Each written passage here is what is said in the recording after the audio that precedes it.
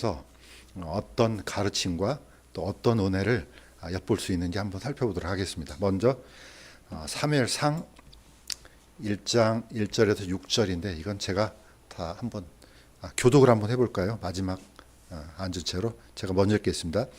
이제 에브라임 산에 라마다임 소빔 출신의 어떤 사람이 있었는데 그의 이름은 엘가나더라. 그는 에브라 사람으로 요로함의 아들이요 엘리후의 손자요 도위의 증손이요 숲의 사두의 손이더라. 그에게 두 아내가 있었는데 하나의 이름은 한나요 다른 하나의 이름은 분인나더라. 분인나는 자녀가 있었으나 한나는 자녀가 없더라. 이 사람이 해마다 자기 도시에서 나와 실로에 계신 망군의 죽기 올라가 경배하며 희생물을 드렸는데 엘리의 두 아들 홈리와 비느하스가 거기서 주의 제사장으로 있더라. 엘가나가 봉헌하던 때에 자기 아내 분인나와 그녀의 모든 딸들에게 여러 몫을 주었으나 한나에게는 상당한 몫을 주었으니 이는 그가 한나를 사랑하였기 때문이라. 그러나 주께서 그녀의 태를 닫으셨더라. 그래서 그녀의 태를 닫으셨으므로 그녀의 대적 또한 그녀를 심히 자극하여 애타게 하였더라. 어떻게 보면 여기 안에서 이제 사무엘의 어머니 한나가 받았던 고통들이 이 위에 잘못되어 있습니다. 사사기가 아니고 사무엘인데요. 사무엘서 1장에 한나의 배경이 많이 이제 상당 부분이 기록되어 있습니다. 우리가 오늘 한나를 통해서 얻을 수 있는 하나님의 은혜는 몇 가지로 요약하면은 한나가 어떻게 해서 고난을 받았고 그 다음에 한나의 기도와 한나의 드림은 무엇인가, 아마 이 세 가지 정도로 구분이 될 것 같습니다. 자, 한나가 받았던 고통을 우리가 약간 공감을 할 수가 있습니다. 자, 한번 보겠습니다. 자, 이 한나는 많은 고통을 받았는데 그 고통 중에 하나가 자녀를 얻지 못했던 이 고통입니다. 그러니까 이 한나의 남편 엘가나는 한나를 자식이 없기 때문에 아마 더욱 많은 궁율로 대했을 것 같습니다. 자, 그래서 누구보다도 분인나보다도 이 한나를 더 사랑했는데 문제는 아이가 태어나지 않았습니다. 그런데 그 이유를 성경은 이렇게 짤막하게 기록합니다. 주께서 그녀의 태를 닫으셨더라. 우리는 그냥 결혼하면은 자연적으로 아이가 태어나고 이렇게 생각이 되잖아요. 어떤 경우는 하나님이 거기까지 관여를 하셔요. 태를 닫아버려요.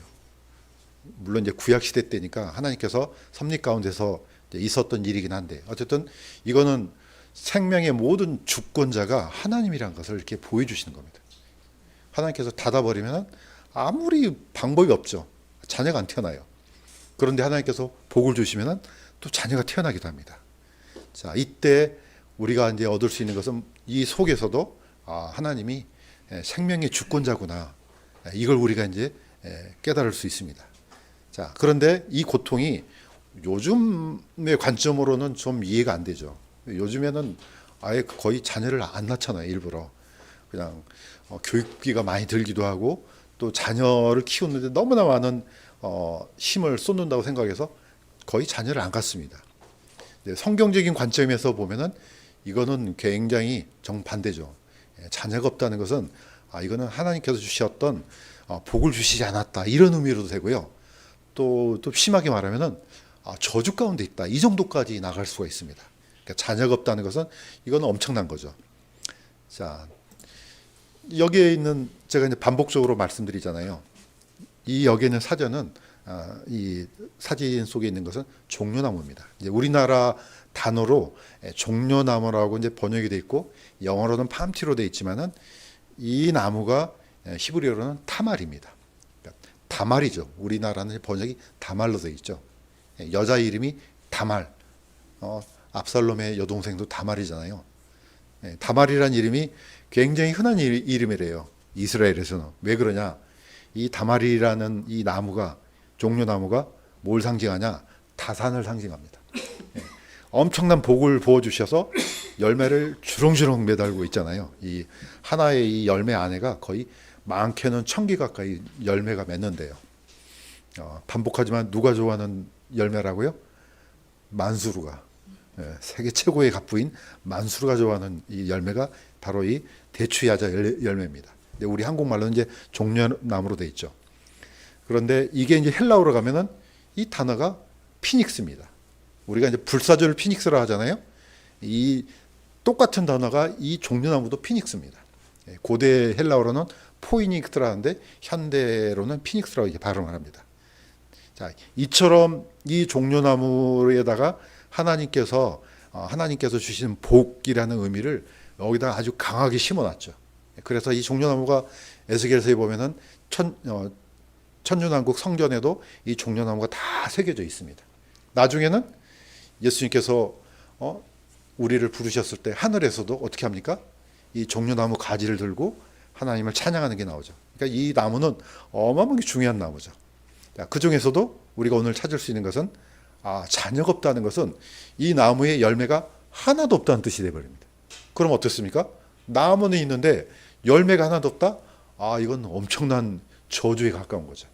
자, 그래서 한나가 자녀를 낳지 못했다. 이거는 오늘날의 관점으로는 좀 이해하기 힘들 정도로, 그러니까 그 시대의 만큼은 이거는 엄청난 고통입니다. 자, 그렇다면 우리가 어떤 부분이 생각납니까? 이 한나의 고통하고 나중에 아주 거슬러 올라가면 누가 생각나냐면 라헬을 아마 우리가 기억할 겁니다.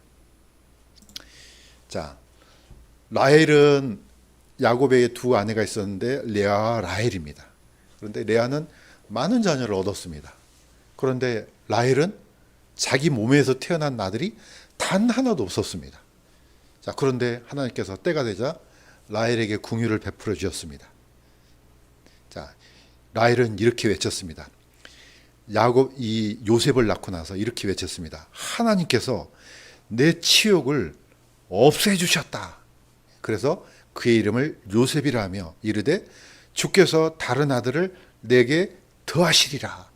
그러니까 이 요셉이라는 이름 속에는 두 가지 의미가 들어 있습니다. 하나는 내 치욕을 없애 주셨다. 이 의미가 또 있고요. 그다음에 이제 다른 아들을 더해 주실 것이다. 이게 이제 요셉이란 뜻의 이름입니다.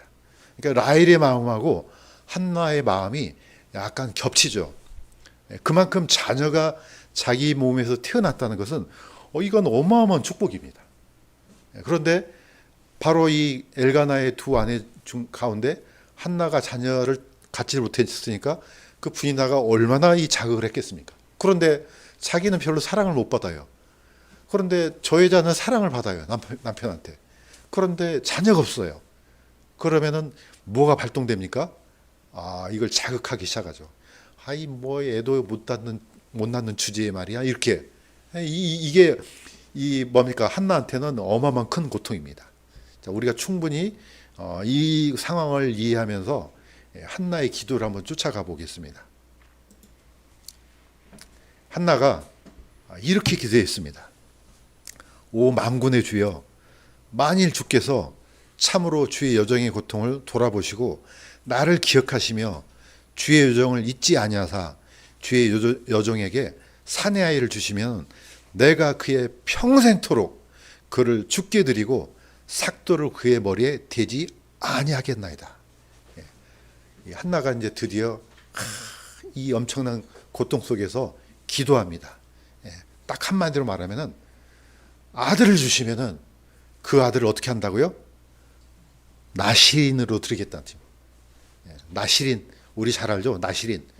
나시린은 완전히 구별되고 완전히 받쳐진 사람이에요.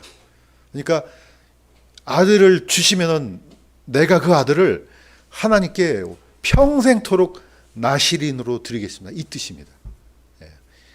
한나의 이 깊은 기도를 하나님께서 어떻게 했습니까? 들으셨습니다. 바로 들으셨다. 이게 사무엘입니다.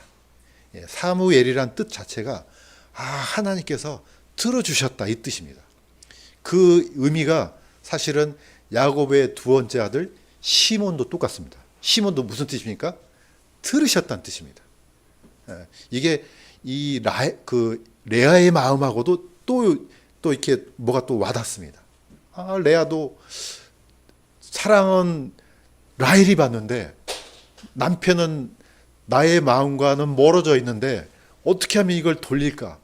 그런데 하나님께서 놀랍게 레아한테 두 번째 아들을 주니까 레아가 이렇게 고백한 겁니다. 하나님께서 내 고통을 들어주셨다. 그래서 시몬이 이렇게 했습니다. 한나의 기도도 똑같습니다.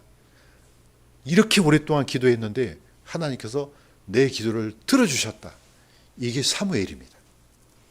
이 사무엘이라는 이름을 우리가 그냥 단순히 이름이 사무엘이나 이게 아니고 이 배경을 이해를 해야 됩니다. 어떻게 해서 이 아들이 태어났고 이 아들을 얻기까지의 한나의 마음이 어떤 식으로 녹아 있는지를 이해하지 우리가 더 큰 하나님의 은혜를 맛볼 수 있다고 생각됩니다. 자, 그러면 나시린이 뭡니까? 자, 나시린. 이 나시린에 대한 법이요, 민수기 6장에 기록이 되어 있습니다. 자, 이건 한번 같이 한번 읽겠습니다. 시작. 모든 날 동안 자기 머리에 삭도를 대지 말지니라. 자신을 구별하여 주께 드리는 모든 날 동안에는 어떤 시체에도 가까이 가지 말 것이요. 이는 그의 하나님의 거룩히 구분하심이 그의 머리에 있기 때문이라. 밑에 있는 사진은 누굽니까? 삼손입니다. 삼손도 나시린이에요. 완전히 세상으로부터 완전히 구별돼서 하나님께 드려진 인생이 바로 나시린입니다. 그런데 이 삼손하고 사무엘이요, 이렇게 멀리 시대가 떨어진 것처럼 보이잖아요. 거의 동시대 사람이에요. 거의 비슷한 시대예요. 그런데 이제 나시린은 이게 사사는 왕이 아니기 때문에 이쪽 지방에도 생길 수 있고 저쪽 지방에도 생길 수 있습니다. 자, 두 사람이 확 비교가 되죠. 나시린 사무엘은 그야말로 들여진 순간부터 죽는 순간까지 정말로 완벽한 나시린으로 그의 삶을 드립니다. 그런데 삼손은요, 거의 요즘 말로 말하면 거의 망난이에요. 이 사람이 사사였을까 할 정도로.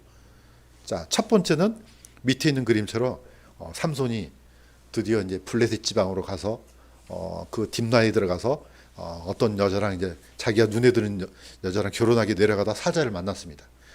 그랬더니 만나자마자 이 사자를 그냥 거의 새끼양 찢어버리듯이 찢어버립니다. 돌아오다가 딱 보니까 자기가 죽였던 그 사자의 사체에 뭐가 있습니까? 꿀이. 그것도 이해가 안 돼요. 무슨 벌이 왜 여기다가 벌집을 지었는지 모르겠지만 어쨌든 옛날 고대에는 동물 어떤 유골 이런 데다가 벌이 가끔 집을 짓기도 한답니다. 그러니까 이건 이런 죽은 시체가 아니고 백골이 된 어떤 사자의 어떤 두개골이나 이런 데다가 이제 벌집을 만드는 것 같아요. 딱 보니까 삼손이 자기가 죽였던 그 사자의 몸에서 꿀이 있으니까 가서 어떻게 해요? 따서 먹었습니다. 자기도 먹고 이 꿀을 어디다 누구도 드립니까? 부모님한테도 드립니다. 자, 이거는 여기를 정통을 어깁니다. 뭐라고 했습니까? 죽기에 드리는 모든 날 동안에는 어떤 시체에도 가까이 가지 마라. 이게 이 나시린에 대한 이 어떤 규율을 삼손은 아예 처음부터 다 어겨버립니다. 분명히 하나님께서 하지 말라는 것만 어떻게 보면 골라서 하는 사람 것처럼 보여요. 그러니까 이 나시린은 제대로 된 나시린은 아니죠. 물론 나중에 이제 돌이켜서 저에게 한 번만 힘을 주십시오 해서 나중에 이제 그 블레셋 사람들을 자기 살아있을 때보다 더 많은, 죽을 때 죽이는 숫자가 더 많다고 이제 보여줍니다. 이때는 이제 하나님께서 그걸 허락해 주셨죠. 자, 어쨌든 나시린은 머리에 삭도를 대면 안 됩니다. 그러니까 머리가 어떻게 되겠습니까? 머리가 엄청나게 길었겠죠. 삼손의 머리도 너무 길어서 7타리를 하고 다녔다고 나와요. 그러면은 누구도 그렇겠습니까? 사무엘도 그렇겠죠. 사무엘은 죽을 때까지 아마 머리를 깎지 않았을 겁니다. 왜? 이건 하나님께 드려진 사람입니다. 이게 영적인 의미는 다 뭡니까? 사실 우리도 다 나시린이에요. 죽게 구별된 사람이에요. 에클레시아라는 단어 안에 이게 다 포함되어 있어요. 세상으로부터 분리돼서 따로 모인 무리 다 나시린이에요. 그러면 나시린 중에 나시린은 누구겠습니까? 그분이 바로 예수 그리스도입니다. 예수님은 나시린 중에 나시린이에요. 온전히 하나님께 드려졌기 때문에. 그러나 우리는 예수님처럼 퍼펙트한 삶을 살 수는 없기 때문에 어쨌든 우리도 나시린입니다. 영적인 의미에서. 자, 그런데 사무엘은 어떤 존재였느냐? 한나의 첫 번째 열매예요. 이게 굉장히 키포인트입니다. 자, 이렇게 지었습니다. 아까 읽었던 거지만 한 번 더 읽겠습니다. 시작. 한나가 수태한 뒤에 이름에 아들을 낳아 그의 이름을 사무엘이라며 이르기를 내가 주께 그를 구하였기 때문이라 하더라. 아까 먼저 했네요. 여기에 이름을 사무엘이라 지은 이유가 내가 주께 그를 구하였다. 그러니까 어떻습니까? 하나님께서 들어주셨다. 이런 뜻입니다. 이래서 사무엘이라는 이름을 지었다는 겁니다. 자, 사무엘이 딱 한 사람만 하나님께 주신 게 아니죠. 주께서 한나를 돌아보셨으므로 그녀가 수태하여 세 아들과 두 딸을 낳았더라. 그러니까 어떻습니까? 사무엘까지 합치면요, 사남 이녀를 주신 거죠. 엄청난 복을 받은 겁니다. 지금은 이걸 다 어떻게 키워? 우리 관점은 그렇습니다. 그렇지만 이때는 엄청난 복을 받았네. 그 중에서도 사무엘은 첫 번째 아들입니다. 하나님께서 이 많은 복을 한나에게 주셨습니다. 한나의 기도, 이 기도는 굉장히 중요한 의미를 갖고 있습니다. 자, 오늘 바로 그 기도를 하나님께서 들어주시고 사무엘이 태어나자 한나가 이렇게 고백한 게 있습니다. 자, 사무엘상 1장 28절에 보면은 이렇게 되어 있습니다. 그러므로 이것도 한번 같이 읽겠습니다. 시작. 그러므로 나도 그를 주께 빌려드렸으며 그가 살아있는 동안 그를 주께 빌려드리다. 이거 딱 읽자마자 어떤 생각이 듭니까? 뭔가 약간 어색합니다. 나도 그를 주께 빌려드렸으며 그가 살아있는 동안에 그를 주께 빌려드리다. 저는 이걸 읽는 순간에 이렇게 저는 기초 어떤 배경 없이 읽었는데 이건 뭔가 좀 어색한데 이런 게 들었습니다. 오늘 그래서 실험을 해봤습니다. 우리 전사님하고 우리 형제님한테 한번 읽어보라 그랬습니다. 읽자마자 이건 뭔가 좀 이상한데. 자, 개역성경에는 이렇게 되어 있습니다. 제가 읽겠습니다. 그러므로 나도 그를 여호와께 드리되 그의 평생을 여호와께 드리나이다. 어떤 게 약간 들어옵니까? 이 차이점이 있습니다. 굉장히 큰 차이점이에요. 어떤 차이점이냐? 밑에 있는 그림은 뭡니까? for rent입니다. 무슨 뜻입니까? 세 냈다는 뜻이에요. 자, 렌트라는 단어를 왜 씁니까? 내가 이 집 주인이야. 그런데 잠시 누군가 여기서 살 수 있는 사람 와서 지금 돈 내고 살아 이겁니다. 렌트카는 어떤 뜻입니까? 내 차는 아닌데 내가 잠시 빌려서 쓰는 이런 차를 렌트카로 합니다. 물론 이 원어에는 렌트라는 단어가 들어있어요. 그런데 여러 가지 의미가 들어있습니다. 빌리다는 의미도 있지만은 드린다는 의미도 있습니다. 그러면 이 문맥에 맞추려면 뭐가 더 정확하겠습니까?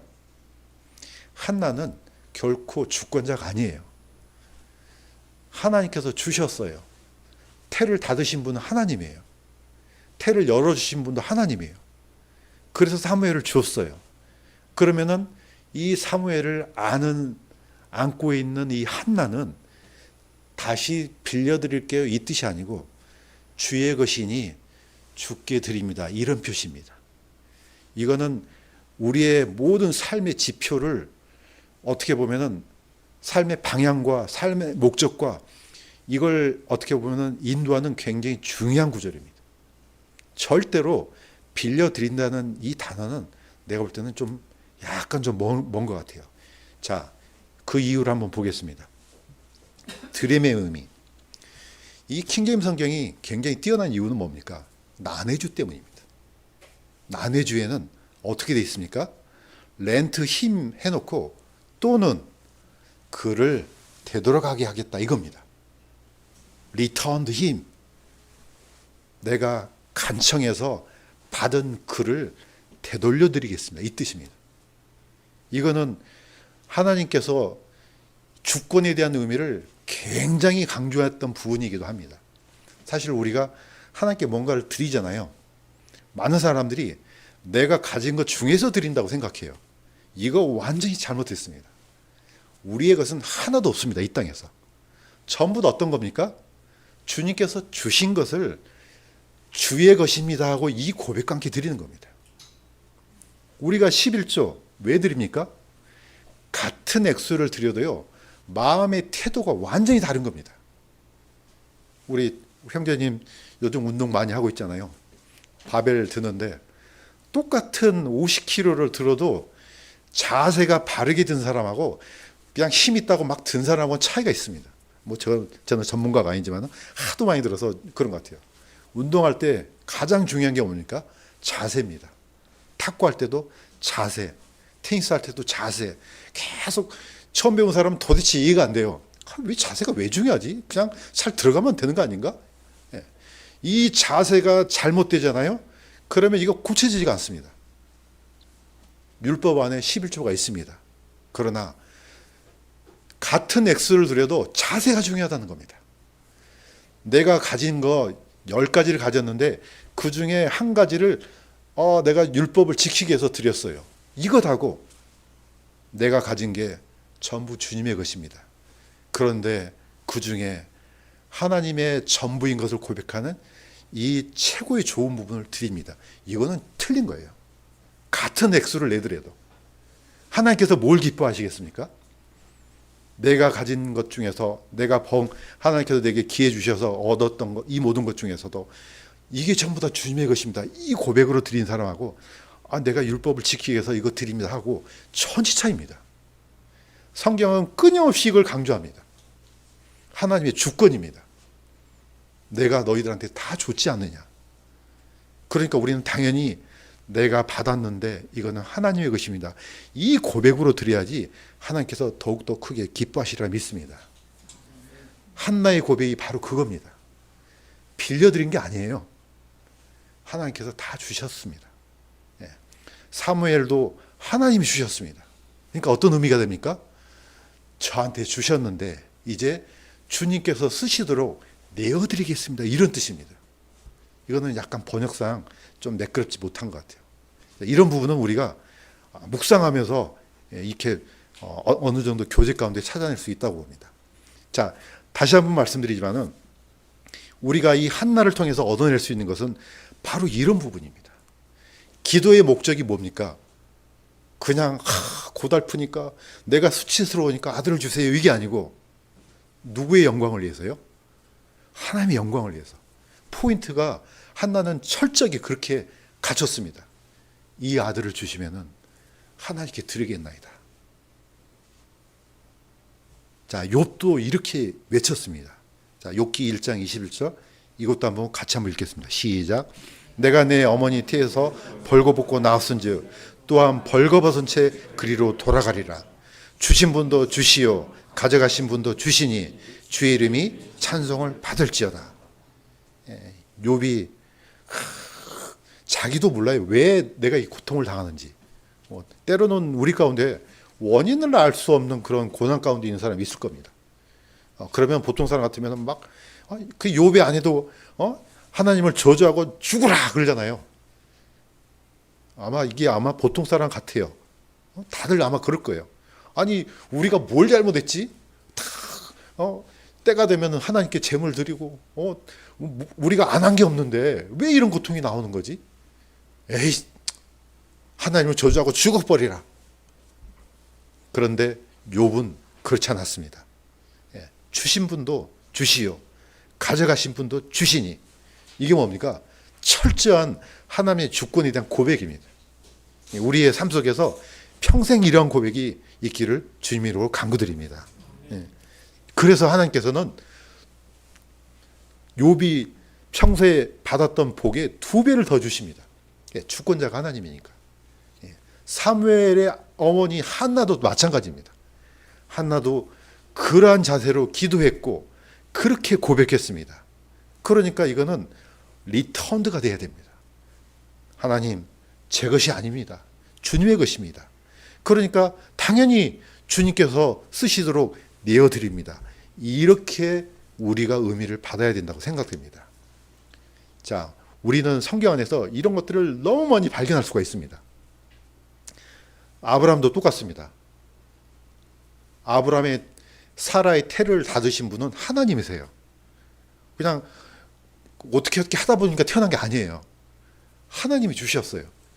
그랬더니 하나님께서 그 백세에 태어난 이삭을 다시 달라 그러잖아요. 너의 사랑하는 유일한 아들 이삭을 모리아산에 가서 번제로 드리라. 아브라함은 다른 거 생각하지 않고 하나님의 명령을 쫓아서 그대로 드렸습니다. 이게 바로 드림이라는 겁니다. 내가 주인이 아닙니다. 하나님이 주인입니다. 주께서 주셨으니까 주님께 드립니다. 이 고백입니다. 놀랍게도 하나님은요, 전부를 우리한테 주셨습니다. 그분이 바로 예수 그리스도입니다. 하나님도 하나님의 전부를 우리에게 주셨어요. 그럼 우리 피조물은요, 두말할 필요도 없다는 겁니다. 따질 필요도 없습니다. 하나님도 전부를 주셨는데 우리야 당연히 전부를 드리는 마음을 당연히 가져야 된다고 생각됩니다. 그게 바로 11조라는 겁니다. 율법에서 11조 안 내면 저주를 받고 맨날 두려움 속에서 드리는 이 사람하고 어찌 같겠습니까? 이 율법에 있는 11조 전에 아브라함은 그러한 고백을 했습니다. 그래서 우리의 믿음의 선조가 된다는 겁니다. 제가 지금 하는 얘기가 무슨 사람들 속에서 손에서 지금 돈 뺏으려고 그런 얘기 아니지 않습니까? 이거는 태도란 말이에요. 태도의 마음의 자세가. 자, 이제 마무리하겠습니다. 한나의 고백입니다. 한나는 이렇게 고백했습니다. 이것도 마지막으로 같이 한번 읽겠습니다. 시작. 주와 같이 거룩한 분이 없으니 주 외에는 다른 분이 없고 우리 하나님 같은 반석도 없나이다. 주께서는 죽이기도 하시고 살리기도 하시며 무덤으로 내려가기도 하시고 올라오기도 하신도다. 주께서는 가난하게도 하시고 부하게도 하시며 낮추기도 하시고 높이기도 하신도다. 이게 한나의 고백이었습니다. 그러니까 아까 하나님께 빌려드린단 말하고 안 맞지 않습니까? 빌려드린단 말은 주권자가 나예요. 원래 내 건데 당신이 쓰도록 내가 좀 빌려줄게요. 이런 의미잖아요. 그렇게 번역되면 안 되는 거예요. 이거는 내가 받은 게 전부 다 하나님의 것인데 주님께 다시 되돌려 드리겠습니다. 우리 뭡니까? 군대 갔다 온 사람 다 알잖아요. 나중에 들어가면은 어떻습니까? 총도 주고 군복도 주고 다 주잖아요. 먹을 것도 주고. 나중에 총 이거 내 건데 이런 사람 있습니까? 제대할 때 어떻습니까? 다 반납하잖아요. 총 반납하고 뭐 있는 거 다 갖고 나올 수 이제 벌거벗은 채 갈 수는 없으니까 군복 이제 입을 것만 주잖아요. 근데 오래 살다 보면은 마치 총이 자기 건 것처럼 생각돼요. 이런 사람들이 가끔 있습니다. 우리 거 아니에요. 다 반납해야 되는 거예요. 우리도 이 땅에 살지만은 이거 오래 살다 보면은 마치 자기 것처럼 행동을 해요. 그 순간요, 위험해집니다. 하나님이 그 순간 다 뺏어버립니다. 왜? 하나님은 온전히 하늘과 땅에 속한 모든 것들이 다 하나님의 소유입니다. 이 자세를 잃어버리면 안 된다는 겁니다. 한나도 똑같았습니다. 처음부터 끝까지 자기가 얻었던 복들 하나님께 주셨다. 그러니까 어떻습니까? 나중에 한나는 진짜로 사무엘을 데리고 어디로 갑니까? 하나님의 집 실로로 갑니다. 자, 여기 있는 그림처럼 사무엘이 아주 건장한 청년이 아니에요. 언제 데려갑니까?